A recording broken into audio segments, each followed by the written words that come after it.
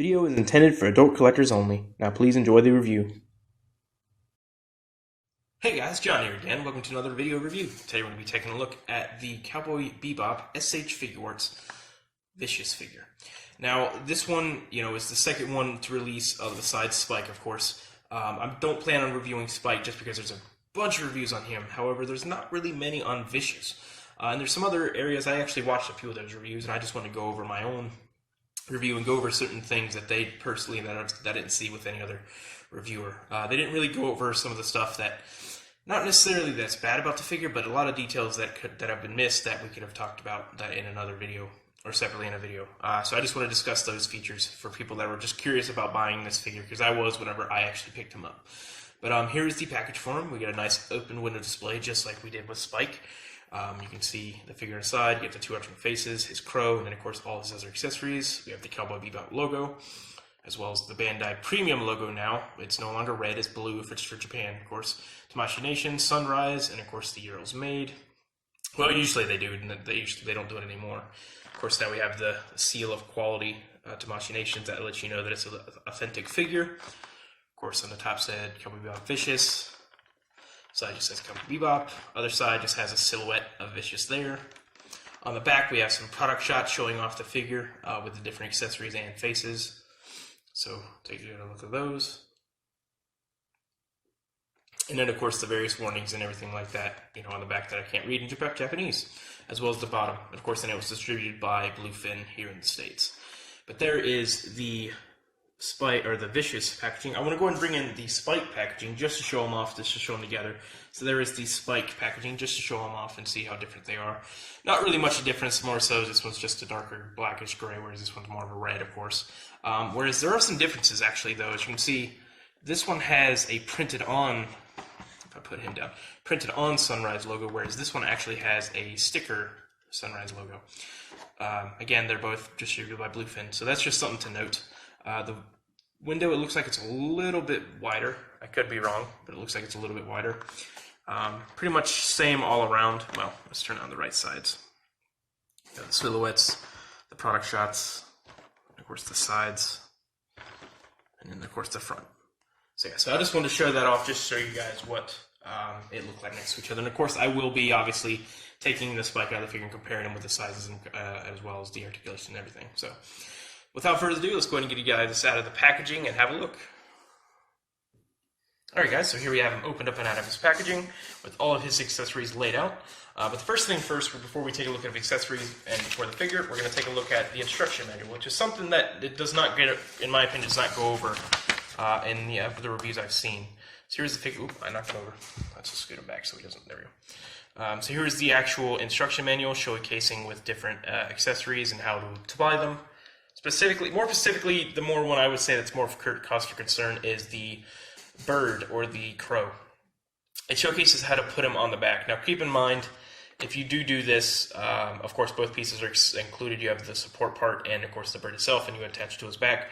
And of course if you do this, you run the risk of paint rub, which I personally don't plan on attaching the bird on anyway, so I won't be showcasing it in the figure. I will show off every accessory, of course, he comes with, but I personally won't be putting it on his back because I don't want to risk paint rub.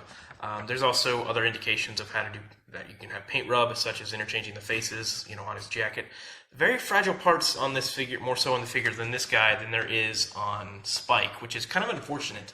If you guys have seen multiple reviews on Spike, and hopefully somebody showcased off the instruction manual, then you guys will know that he doesn't have nearly as much problems as this guy does with paint rub, which is kind of disappointing. There is some, and that's one of the features that is actually kind of disappointing with this figure that I will go over in just a second. But I just mainly wanted to showcase what everything he comes with. Of course, I'll show you the actual items. I just wanted to showcase the actual instruction manual to show you guys what it is. But there is that. There's the instruction manual. Let's get that folded up and out of the way. But here is Vicious himself. I did scoot him back just for the sake of the video, or just for sake of showing that off so we didn't fall over again. But we do have all the accessories here. First things first, we'll actually go with the interchangeable faces just to make things a little easier. We have one of the snarling faces looking straight ahead, looking pretty great. Has the nice bag look or veins, or what do you want to call the wrinkles for his head. Pretty good. There is one thing about these heads that I wish Figuarts would start doing, is maybe put a wash on the teeth. That would give, not a wash, but like maybe more line work that would make it more defined, or maybe even something with the ears, just to make it a little bit more defined. But I mean, it's not a real big deal if they don't do it. And then we have the next face, which is more of a looking to the right side with a smirk. And you can see they did underline his mouth, so they gave it some definition. So I wish they would do that with the teeth. That way they would stand out a little bit better. But nonetheless, we do have that as well. And then we have, of course, one of the accessories I will never be putting on the figure, especially considering how much silver is actually on here, is the little pocket knife he comes with. I will not be putting that in his hand because this is definitely one of the accessories that definitely will rub off after a certain amount of time and uses. I also don't really remember him using it in the show. If you do remember him using it in the show, please let me know in the comments below. I just don't personally remember him using a knife. And of course we have the bird, which is going to be the only time I'm going to show off the bird. I will show off the peg and everything. Sorry, something just fell on my lab station. My workstation. But we have the bird here itself. Looking pretty good. I mean, it looks pretty good. I don't have a problem with it. I think it looks pretty great. The only thing I would have a problem with is the paint is not that clean. If you look on the head, it's not really that clean, as well as the legs. It's kind of half-assed, if you will. But again, this is a piece that I'm not going to display the figure anyway, so it's not really a huge deal, but it is something to note if you're a fan of the figure. And of course, he does have the peg hole on the very bottom of him, which would insert from the piece that is included to attach him to his back, which again, I will not be showcasing in this video, just for the sake of this video, just because I don't want to rub off. But I will grab the figure just because I showed him off, and I'll show you where that plugs in place. There's where it plugs into his, into place on his back. The actual peg, I actually did try to do it. The actual peg itself is actually way bigger than the actual porthole here, and it's kind of a pain in the butt to put in without damaging the piece. So that's also another reason why I don't want to do it. So hopefully that's just with mine. Hopefully it's not with everybody's figure, but that is definitely with mine. We have also other accessories. We have all of these. Hopefully the video will focus. There we go. We have his scabbard or sheath, as well as there is the clear bit. We'll take the actual cover off so you can see. Here, I'm not going to take them out just because it makes things a lot easier. And I actually really like that they do in this. But we have all of these pieces here. So we have the interchangeable hands, the scabbard, and his little piece that plugs into his back for the bird, of course. So like I said, that piece is actually a lot bigger. I will actually, I will take that out just to show you guys what I mean. So we'll put that down. So this piece here connects to his, well, you probably won't be able to see it. This piece here, was it that one or is it that one? No, it's this one. Excuse me. This piece here is a lot bigger than the port on its back. Again, I'm not going to try to insert it, but I don't know how well you're going to be able to tell. I don't know if you can tell just by the video, but it's definitely a lot bigger than the actual porthole to port it in. So I'm not going to try to force it anymore. I have tried just for the sake of seeing what it looked like, but I'm not going to try anymore just because I'm scared to potentially damage the piece. And of course, we have more extra hands in here, which of course again we'll take off the little cover.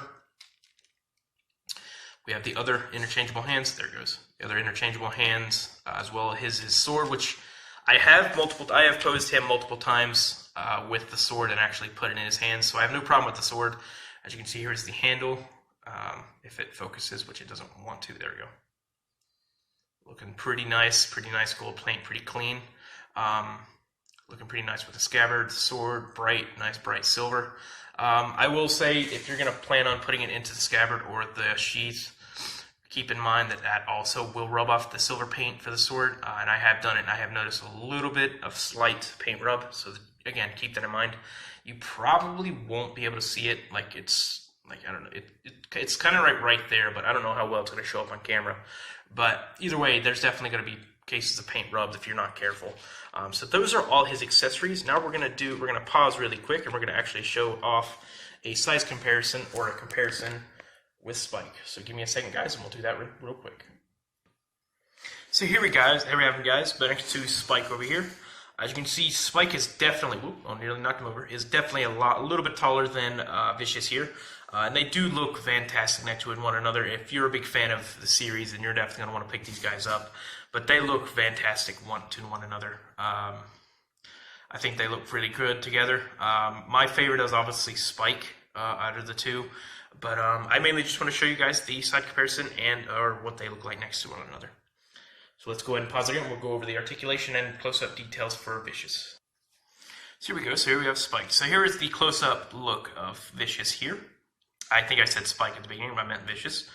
Looking pretty good throughout the costume. Looking pretty good. Looking good with the pants and the boots. Again, there are some complaints I have with the piece that I will go over in just a moment. But the articulation is pretty similar to the Spike figure, of course with a little bit more limitations. So he does have a ball joint at the head, as we can tilt it as well side to side. It does have a rotation at the arm, or a ball joint, or a ball hinge joint, I guess you'd say. So he does have all that motion there. A little bit of a butterfly. It doesn't really work well, however, we're good in the trench coat. He does have a single bend that bends in a little bit more than 90 degrees. Has a ball joint at the wrist that can move up and down all around. He does have a waist and a torso joint that you can't really move, that I'm not going to try to move just because they are kind of pain in the butt to get to.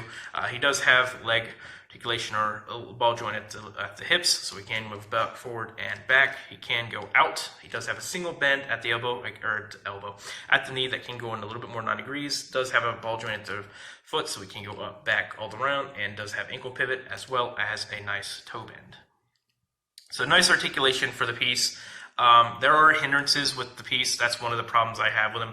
He does have the hindrance in the chest area. He can bend forward, which is nice, but he cannot bend back at all, which again is not really that big a deal. He doesn't really bend back that much as a figure anyway.